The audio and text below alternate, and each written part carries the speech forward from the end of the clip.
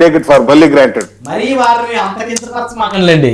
ఒక 5-6 వేల ఓట్లు పడే నాయకులు ఉన్నారు రాష్ట్రంలో. 40,000 50,000 అంటే కష్టము. ఎక్కడో ఆ చీరాల ఆమంచి కృష్ణమోహన్ అనే ఆ మాజీ ఎమ్మెల్యే ఆయనకు ఒక 42,000 ఓట్లు పడ్డాయి మొన్న. అంటే కాంగ్రెస్ అంటే ఒక 2,000 తీసేస్తే 39,000 ఆయనకు పడ్డాయి. రిమైనింగ్ ఎవరో అంత ఎక్స్పెరిమెంట్ చేయలేదు మొన్న ఎలక్షన్. నాగార్జున గారు సార్, ఇప్పుడు ప్రతి ఎమ్మెల్యే దగ్గర పవన్ కళ్యాణ్ గారు, చంద్రబాబు గారు లేదా మాధవ్ గారు ఉండరు సార్. ఒక ఎమ్మెల్యే గెలిచినప్పుడు మనం ఏం చేయాలి, ఏం చేయకూడదు, చిత్తశుద్ధితో మనం బిహేవ్ చేయాలి. సరే, గెలవక ముందు నీకేమైనా పాస్ట్ ఏమైనా సంథింగ్ ఉన్న తర్వాత, గెలిచిన తర్వాత ఒళ్ళు దగ్గర పెట్టుకొని బిహేవ్ చేయాలి. అది జగన్మోహన్ గారి పార్టీలో కలిసిన ఎమ్మెల్యే అయినా సరే, మా కూటమిలో గెలిచిన ఎమ్మెల్యే అయినా సరే, ఒళ్ళు దగ్గర పెట్టుకొని పనిచేస్తేనే నెక్స్ట్ టైం సీట్ ఇస్తారు. ఎవరు ఏ నాయకులు అది వేస్తారు. వీళ్ళు వేసిన ప్రతి తప్పుకి కూటమిలో లేదా జగన్మోహన్ రెడ్డి గారిని కూడా మనం తప్పు పట్టకూడదు. కానీ ఆ తప్పుని వెనకేసుకొస్తే వీళ్ళని తప్పు పట్టాలి. ఫర్ ఎగ్జాంపుల్, అనంతబాబు గారు చంపిన విషయంలో జగన్మోహన్ రెడ్డి గారు వెనకేసుకొచ్చారు. అందుకు ఆయన విషయంలో ఆయన తప్పు పడ్డారు. అలాగే మాధవ్ గారు అలా చేయడం వల్ల వెనకేసుకురావడం వల్ల తప్పు పడ్డారు.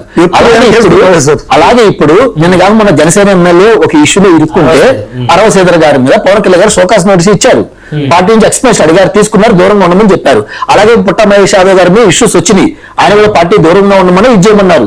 సరే, మా ఎమ్మెల్యే వాళ్ళ కొడుకు వచ్చారు. అలా కొడుకు మాకు ఇంతవరకు మా పార్టీ జెండా పెట్టింది లేదు, మా పార్టీలో తిరిగింది లేదు. ఆ ఎమ్మెల్యే గారు తిరుగుతున్నారు, ఆయనతో ఇది ఉన్నాం.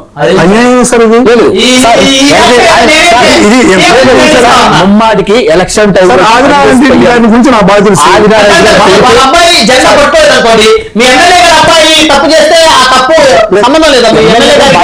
ఎమ్మెల్యే గారు బాధ్యత వహించాలి. ఎమ్మెల్యే గారు బాధ్యత వహించాలి.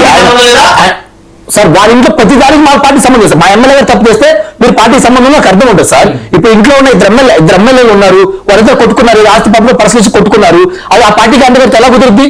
అది కరెక్ట్ కాదు కదా. ఇప్పుడు జగన్మోహన్ రెడ్డి గారు, షమ్లా గారి విషయంలో కానీ ఆస్తి పంపకాలు ఉండి అవి రెండు పార్టీకి అంటగట్ట, కాంగ్రెస్ పార్టీకి ఇక్కడ పిల్ల కాంగ్రెస్ కి అంటగట్లేదు కదా.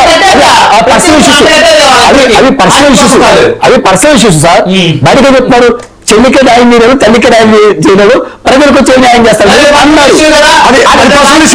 తప్పకుండా. ఒక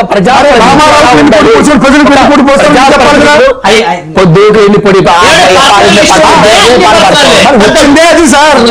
అది ప్రజలు యాక్సెప్ట్ చేశారు.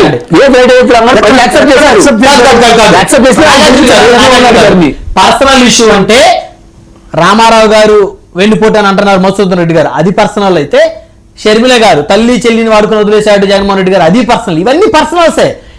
ఇందులో పర్సనల్ కాదు, ప్రజా జీవితంలో ఉన్నారు కాబట్టి పబ్లిక్ డొమైన్ లో మాట్లాడాలంటే అన్ని మాట్లాడాలి, వదిలేస్తే అన్ని వదిలేయాలి. ఒకరికో న్యాయం కోరుకునే ఉండకూడదు అనేది నా అభిప్రాయం.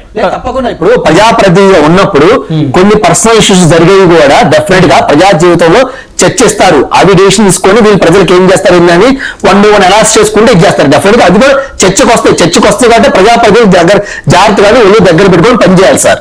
అది నెక్స్ట్ పోతే ఇన్నాక మా సోదరులు మాట్లాడుతుంటే ఫస్ట్ నారా చంద్రబాబు నాయుడు గారి పేరు చెప్పి, తర్వాత పవన్ కళ్యాణ్ గారి పేరు చెప్పి, ఆ తర్వాత మోడీ గారి పేరు చెప్పి కొంచెం గ్యాప్ అంతా చెప్పుకుంటారు.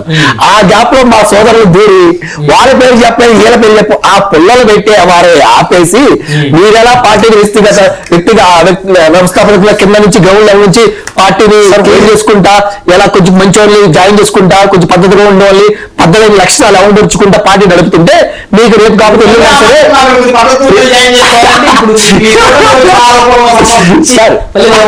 రేపు కాబట్టి వెళ్ళినారు సరే అపోజిషన్ లీడర్ ఇస్తారు సార్.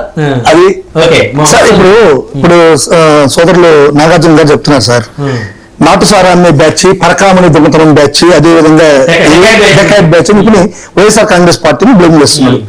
ఓకే, ఆయన స్టేట్ లో ఉన్నటువంటి కార్యక్రమాలు తెలుసో తెలియదు. నాటుసారా అంటే తయారు చేసింది ఇప్పుడు దాకా రాష్ట్ర చరిత్రలో తెలుగుదేశం పార్టీ. ఇలా తంబలపల్లిలో ములకల చెరువు అనేటువంటి ఏరియాలో తెలుగుదేశం పార్టీ ఇన్ఛార్జిగా ఉన్నటువంటి ఒక ఇన్ఛార్జి నాటుసారా కంపెనీనే పెట్టి తయారు చేశాడు. అది ఎవరి సమక్షంలో జరిగింది? సురేంద్ర నాయుడు అనేటువంటి ఒక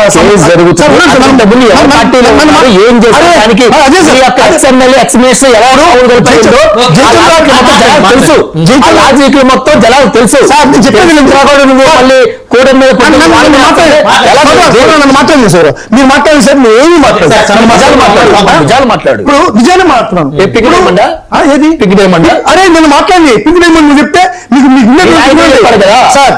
ఇప్పుడు నాటుసారా విషయానికి వస్తే జగన్మోహన్ అనేటువంటి వ్యక్తి ఏ పార్టీకి సంబంధించినో, ఏ పార్టీ ఇన్ఛార్జ్ తంబలపల్లిలో ములకల చెరువులో ఏం జరిగిందో దాని గురించి మనం కూలంకుషంగా అన్నింటిలో చర్చించాం. అయిపోయింది. అదంతా తెలుసు సార్. వైసీపీ నుంచి తెలుగుదేశం ఇప్పుడు దొంగ ఇంకోటి సార్, ఆ తర్వాత పరకామణి కేసు కూడా. పరకామణి కేసులో రవికుమార్ అనేటువంటి వ్యక్తి 72,000 రూపాయలు దొంగతనం చేస్తూ పట్టుబడితే అతనికి అది కాంపెన్సేషన్ గా సాక్షాత్తు ఈ యొక్క కోర్టులో లోక్ అదాలత్ కోర్టులో జరిగింది. లోక్ అదాలత్ కోర్టులో 15 కోట్ల రూపాయలు కాంపెన్సేషన్ గా శ్రీవారికి ఇప్పడం జరిగింది. ఈ రోజు ఆ 15 కోట్ల విలువ ఎంత తెలుసా? 100 కోట్లు. అదే సార్ ఇప్పుడు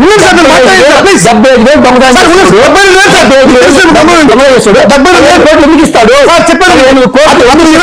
20 సంవత్సరాలు అసలు ముందు మీరెవరయ్యా? అరే మీరెవరు సెటిల్మెంట్ చేయడానికి?